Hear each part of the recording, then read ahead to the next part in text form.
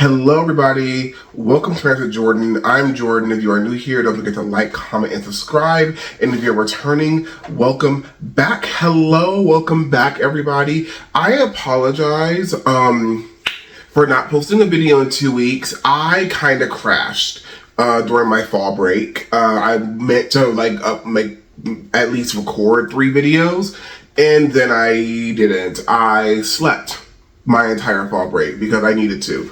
But I really want to get back into the groove of making videos again, and my roommates are off in their rehearsals, so I have time to make some videos for you guys. How are we doing? We have so much to talk about. Let me get back to my topics. How you doing? Anyway, we're going to get right on into it. We don't actually have a lot on the docket today. We only have 5 topics. And the first topic that we're going to discuss, baby, can someone please explain to me why Beyoncé Giselle Knowles Carter is receiving more backlash than Diddy? Okay, why in the world is Beyoncé receiving so much backlash compared to Diddy, who's the man who is actually out here date raping people, the man who's actually out here trafficking people, the man who's out here drugging people, allegedly, because I don't want to get sued. Well, we know he did it, but allegedly, whatever.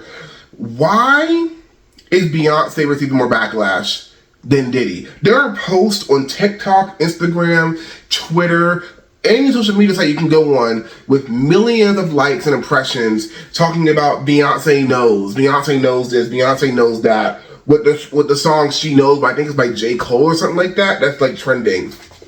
And I really don't understand why Beyonce, everyone's going off of like, oh, Beyonce and Diddy had a picture together and Beyonce was at one of Diddy's like parties. But you also have to realize everyone was at one of Diddy's like parties, not the parties, not the ones where they were sex trafficking and drugging people, but like a regular Hollywood party. I don't think people understand that like Diddy was like incredibly famous in the early 2000s when that's the era of Beyonce's come up. So I really don't understand why Beyonce is receiving more backlash than Diddy when it's been proven time and time again that Beyonce and Jay-Z have nothing to do with the Diddy situation. And everyone's going off of like a picture. Diddy has pictures with Aretha Franklin. Diddy has pictures with damn near everybody in the industry. So I don't understand why Beyonce is the one receiving more backlash than Diddy. And, well, okay, I kind of do understand. It goes back to just misogyny. Anytime a man does something of this caliber, whether it be raping, trigger warning, whether it be raping somebody, whether it be abusing somebody, whether it be hurting somebody, people always try and pin the crimes of a man on a woman. It happens all the time. Y'all did it with Johnny Depp and Amber Heard. Y'all did it with Megan Thee Stallion and Tory Lanez. You guys did it with Diddy and Cassie. Y'all were on Twitter talking about trying to defend Diddy when we saw him beating the hell out of Cassie in that damn elevator. You want to also, what's crazy is that Beyonce's name is trending everywhere for supposedly being in cahoots with Diddy, even though she's not mentioned in any of the court documents. But you know who is mentioned in those court documents?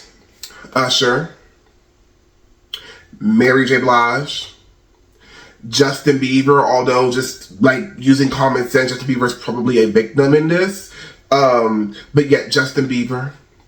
And now I think Kanye is involved in this now because he's being brought to court for allegedly sexually harassing one of Diddy's assistants. So I need to know why Beyonce is receiving all this backlash, not the people who are named in the document. And I'll tell you why. It's because you guys hate Beyonce and Jay-Z. And in particular, you hate Beyonce. Beyonce's life, with the exception of the cheating scandal, has kind of been like perfect when it comes to like how the lives of famous celebrities are. Her life is like damn near perfect. And so my thing is, I really don't, people see that, they get jealous, because of course they do. Beyonce's life for a celebrity is pretty fucking good. It's been pretty flawless so far. And other than the whole cheating thing, Beyonce isn't really involved in that much mess. And for some reason, we do this thing as the black community. Yes, I'm blaming black people. We do this thing where after a set amount of time with a big artist in the black community, we like tear them down. We start tearing them down. We start bullying them. We start harassing them. And y'all did it with Whitney. Y'all did it with Michael Jackson. Y'all did it with Janet Jackson. Now everyone loves Janet Jackson again, but y'all weren't fucking with her for a while. And y'all doing it to Beyonce. It's simply because y'all hate Beyonce. I think it says more about you guys. Sorry, my nose is like itchy. But I think it says more about you guys that you guys are praying, you guys are hoping, you guys are salivating and hoping, and like y'all want Beyonce and Jay-Z to have sex trafficked people. That's what a lot of you guys are basically saying. You're saying that you want Beyonce and Jay-Z to sex traffic people. You guys, and I'm not talking about like you, my subscribers. I hope I'm not, because if you subscribe to my channel, you should have some fucking common sense. But you know what I'm talking about. You guys, that's what it comes across as. I don't think people are thinking about that. People are like, oh, I hope Beyonce and Jay-Z are named in that lawsuit so they could finally be taken down. And I'm kind of just like, you hope Beyonce and Jay-Z were sex trafficking people? You are hoping that there are more victims for sex trafficking and for rape and for drugging? And for, like, that, is that really? Does that make any sense to you guys? No. Anyway, so yeah, that's happening with Beyonce and Jay-Z, and then everyone's like, oh my gosh, and then everyone is just like, oh, Beyonce, apparently Beyonce also killed everybody in the industry, and I need you guys, and by you guys I mean I need Beyonce haters, please stick with lies that at least don't contradict each other.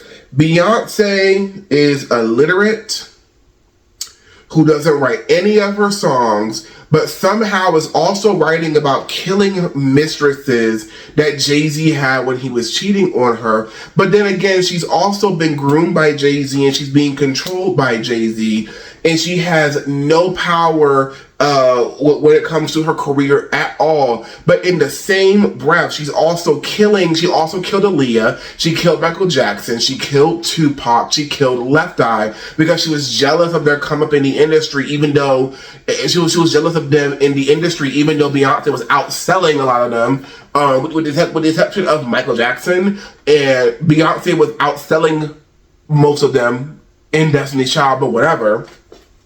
Like, can we like make up lies about Beyonce that at least make sense? You see how I'm constantly contradicting myself when it comes to the lies y'all pulling on Beyonce?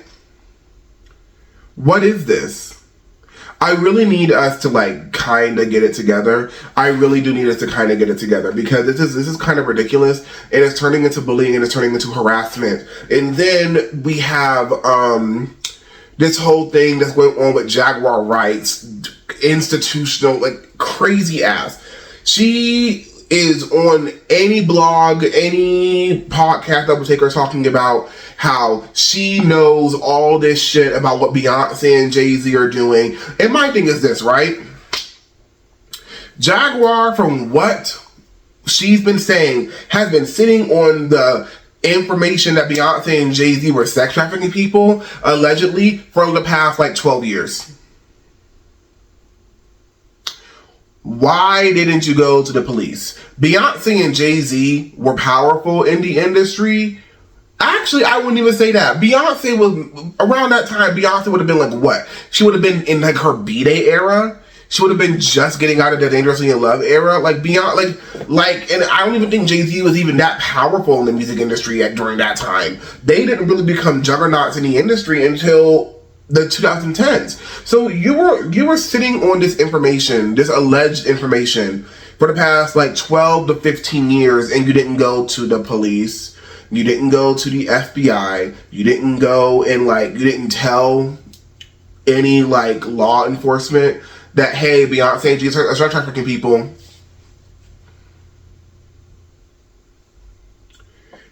Because if you knew all this for the past 15 years, why didn't you say anything?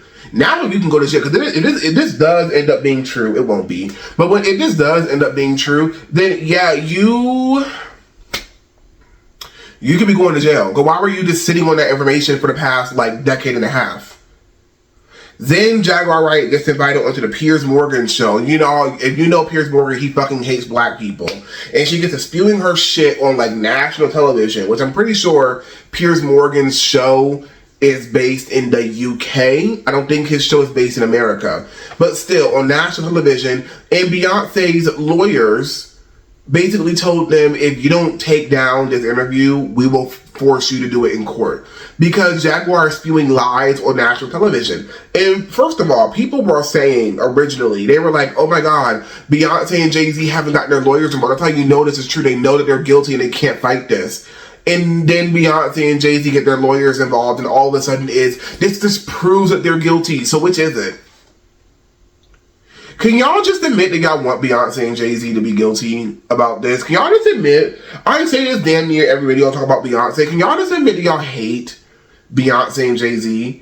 That would be so much easier, and you would look less stupid just saying, I fucking hate Beyonce and Jay-Z versus making up conspiracy theories about them. I still don't understand the whole Beyonce killed Aaliyah thing. Beyonce was out... No, not even that. Beyonce killed Aaliyah because Beyonce was jealous of Aaliyah. And I need to ask you guys, what was Beyonce... What did Aaliyah have that Beyonce was supposed to be jealous of? And I'm really not trying to drag Aaliyah. May she rest in peace. But y'all keep using her as a way to try and take Beyonce down a peg. And so I'm going to use Aaliyah to explain to you guys how you're fucking stupid. Beyonce with Destiny's Child was outselling the hell out of Aaliyah. I'm almost certain that Aaliyah only has 2 #1 hits.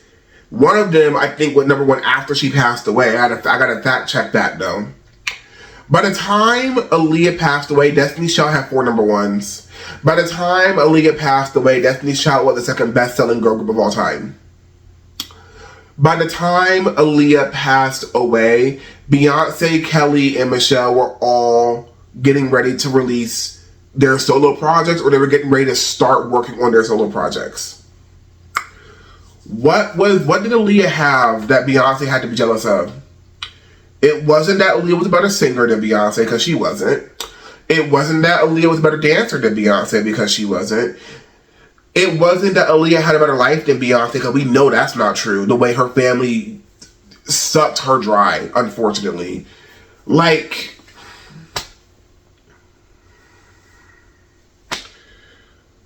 I'm gonna move on from this conversation, from this topic, because we've been on it for almost for 15 minutes now. But y'all need to y'all really need to get it together and use common sense and stop believing everything you see on TikTok. Beyonce can't be illiterate and can't not write any of her songs and then also be writing about how she's killing people. That's contradictory. Beyonce can't be illiterate, but also be a criminal mastermind with the entire industry in the palm of her hand. Beyonce can't be illiterate and then own her masters. Could you imagine if Beyonce was actually illiterate? Beyonce would have gotten screwed out of her master the same way R. Kelly got screwed out of his. Anyway, I need you guys to get it to fucking together because y'all are pissing me off. Anyway, next. Next.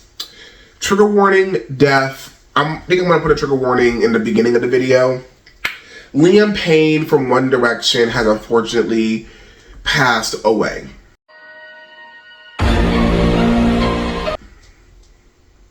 Or maybe fortunately he passed away. Because apparently, okay, right? So we found out Liam Payne passed away yesterday. We found out he passed away yesterday. And I'm going to go and present what the Argentinian media is saying, because I feel like that's more reputable and they would have better access to that kind of information surrounding what happened to Liam Payne versus the American media who are not in Argentina, who maybe might have a harder time trying to get law enforcement or medical staff to talk to him.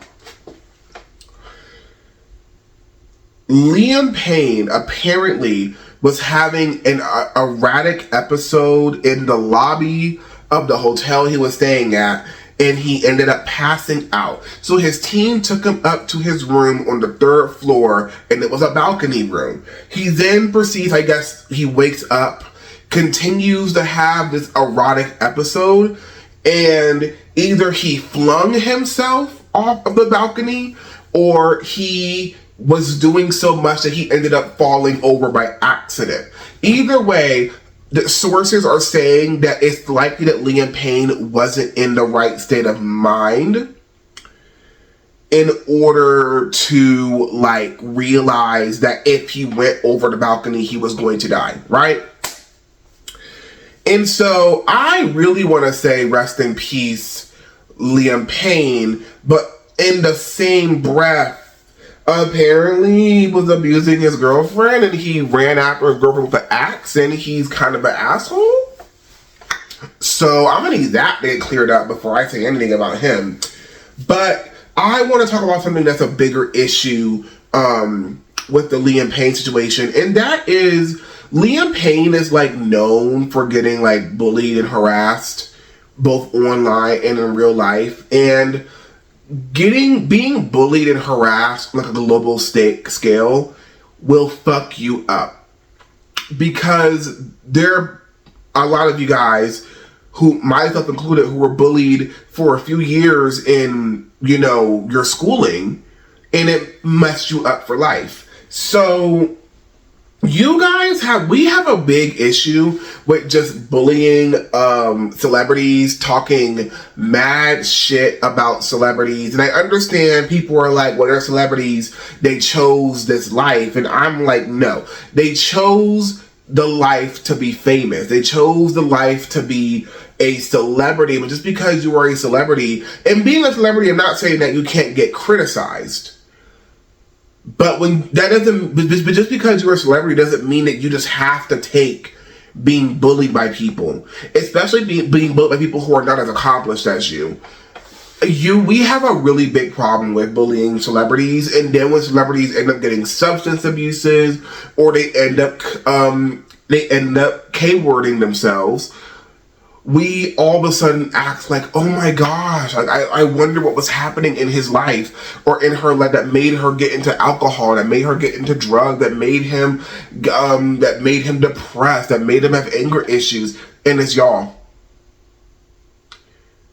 You think anywhere you go, people are bullying you for being the fuck up basically of One Direction? You think that didn't mess with Liam Payne a little bit? Y'all didn't do that mess with Liam Payne just a little bit? Okay. Yeah. So, Liam Payne, rest in peace, maybe. We gotta see if you abusing your girlfriend thing is true. Because, baby, if it is, peace turns to piss. Anyway. Next. Megan Thee Stallion has a new documentary coming out on Halloween. Yes.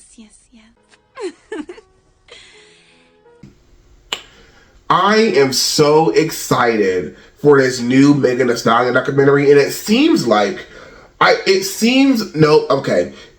getting early release in theaters in Texas.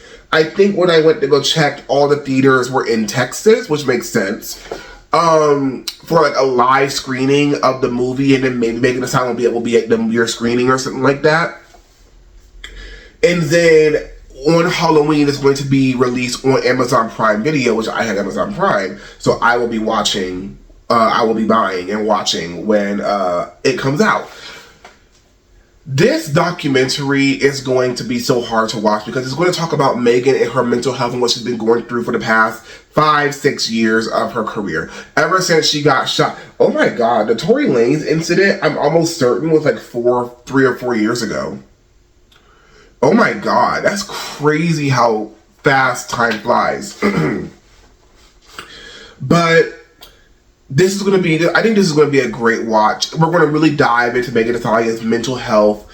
And she talked about in the trailer about how she wanted to quit music. And thank God she didn't quit music. Because, oh my God, could you imagine?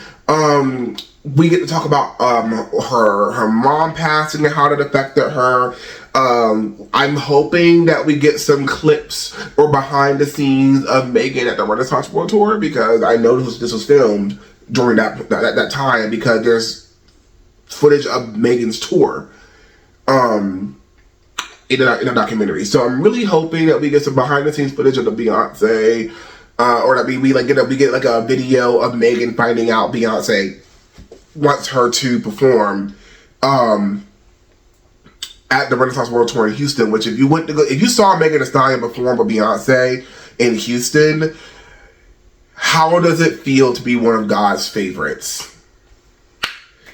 Anyway, got the big three and got Megan Thee Stallion. I would have been, I'm sick. Anyway, I am excited for the documentary. The anime, there's like bits and pieces in the trailer where the footage is animation. And I think that's such a really good touch, especially for Megan's brand. Megan's brand of being an anime girl, loving anime, being immersed in Japanese culture. I think that's totally on brand for Megan Thee Stallion. I'm wishing her nothing but the best. Hopefully, she goes on tour again in the next couple of years, because I want to go see Megan Thee Stallion on tour.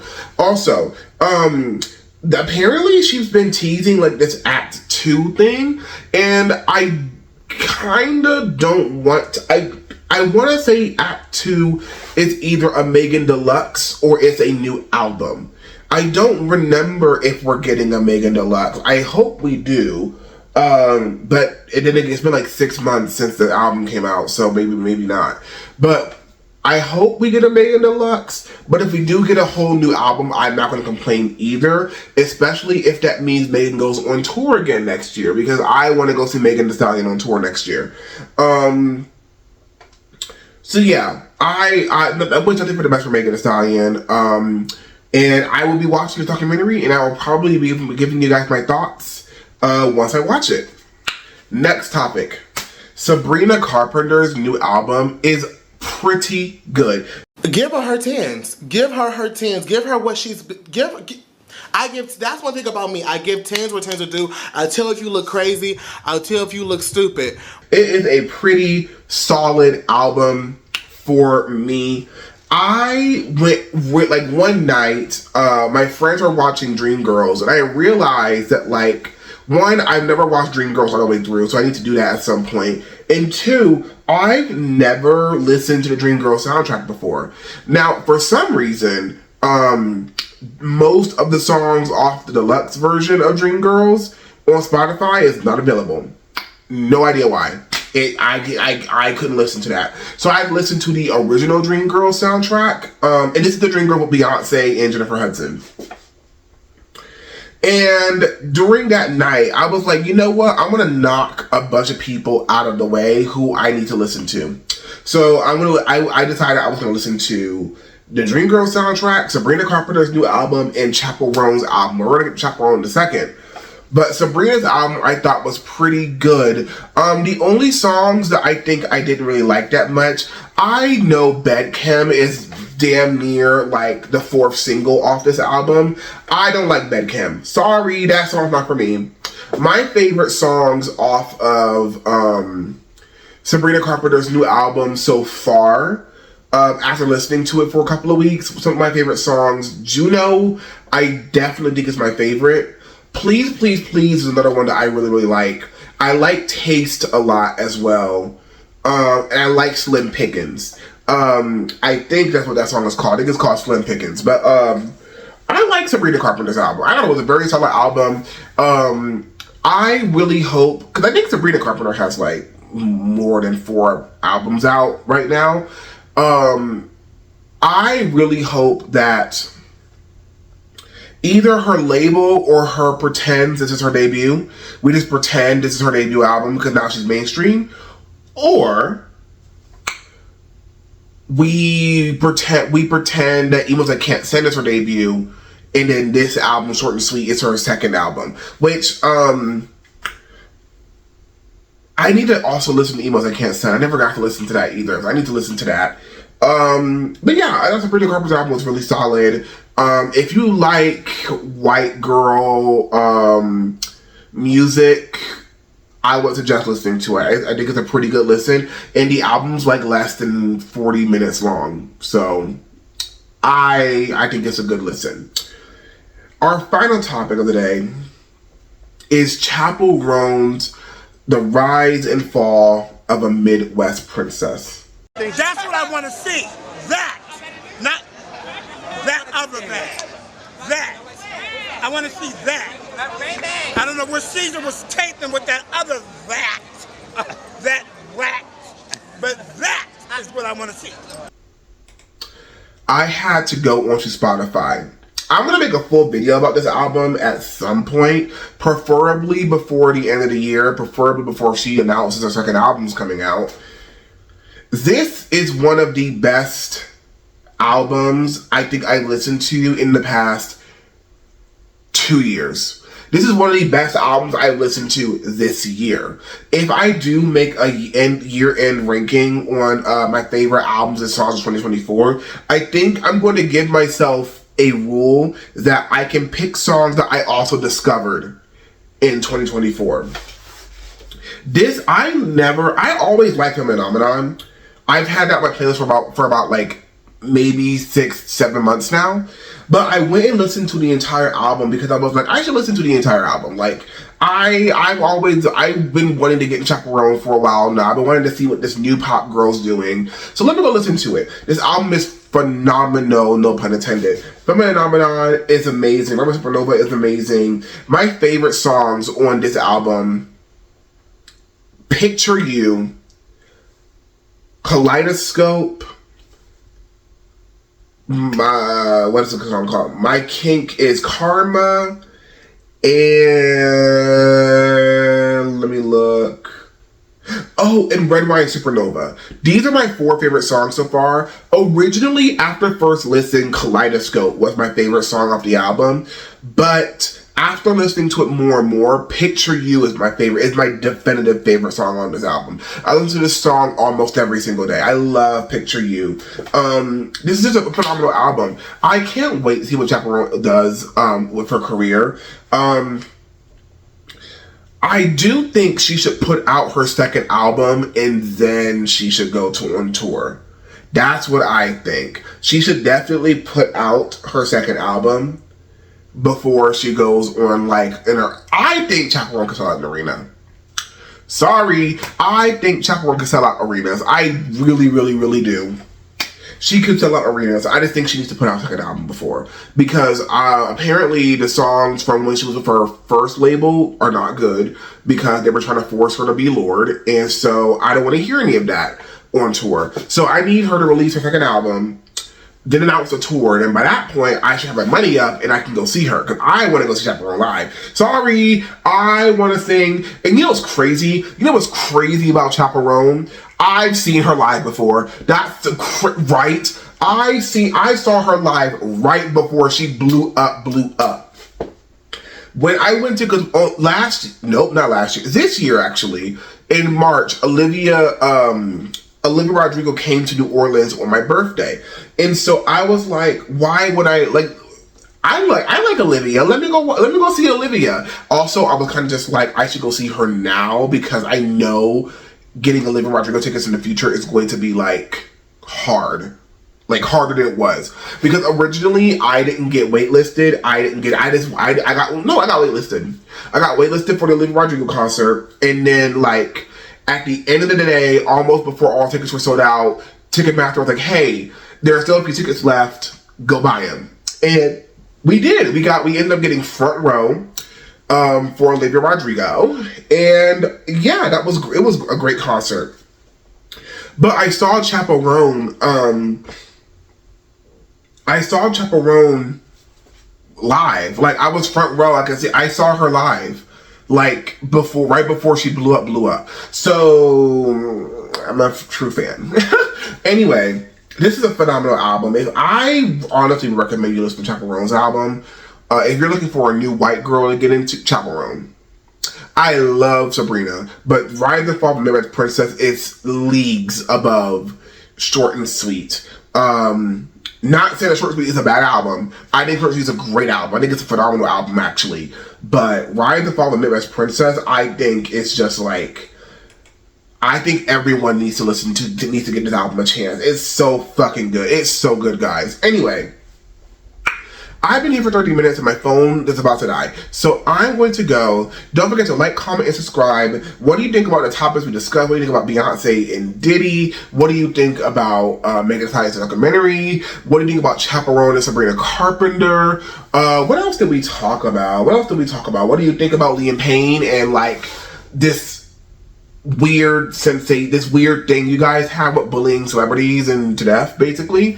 What do you guys like? Let me know your comments in below. Let me know what you're thinking. Don't forget to like, comment, and subscribe. I said that already, but I'm saying it again. Don't forget to like, comment, and subscribe. Don't forget to share with your friends. And I will hopefully see you like soon and not in another 3 weeks. Bye.